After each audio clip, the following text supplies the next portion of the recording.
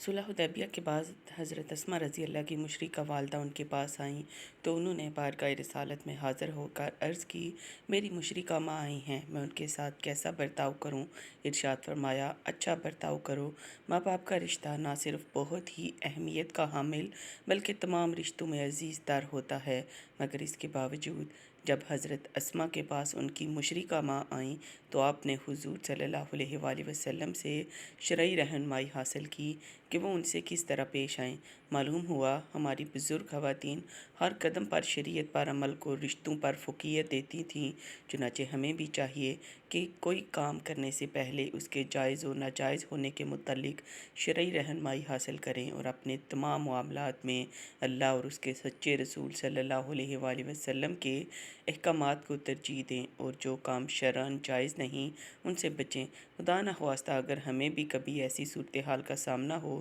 کہ ہمیں دین اور رشتے میں سے کسی ایک کا انتخاب کرنا پڑے تو ہم پر لازم ہے کہ دین کو ترجیح دیں، کیونکہ رشتوں کی اہمیت اسی کی وجہ سے ہے، یعنی رشتوں کا لحاظ اسی وقت کیا جائے گا جب شریعت اجازت دے، جیسا کہ سورۃ المجادلہ کی ایک آیت کا مفہوم ہے، تم ایسے لوگوں کو نہیں پاؤ گے جو اللہ اور آخرت کے دن پر ایمان رکھتے ہوں کہ وہ ان لوگوں سے دوستی کریں جنہوں نے اللہ اور اس کے رسول سے مخالفت کی، اگرچہ وہ ان کے باپ یا ان کے بیٹے یا ان کے بھائی یا ان کے خاندان والے ہوں۔ یعنی مومن کامل کی علامت یہ ہے کہ اس کا دل کفار کی طرف نہیں جھکتا اور ان سے متعلقاً الفت نہیں ہوتی۔ اس کے ماں باپ بھائی بہن کافر ہوں تو اس کے دل میں ان سے الفت نہیں ہوتی۔ محبت الہی دل میں دشمنان دین کی محبت نہیں آنے دیتی۔ یہ تو تھی غیر مسلم والدین یا رشتہ داروں سے قلبی تعلق رکھنے کے متعلق قرآنی رہنمائی۔ البتہ جہاں تک ان کے حقوق کی بات ہے تو دین اسلام نے اس کی بھی تفصیل بیان فرمائی ہے،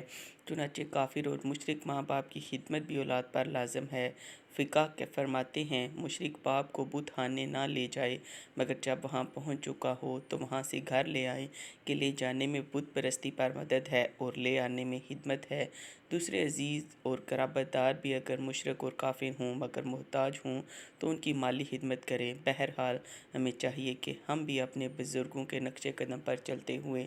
دین کی اہم معلومات حاصل کرتے رہیں۔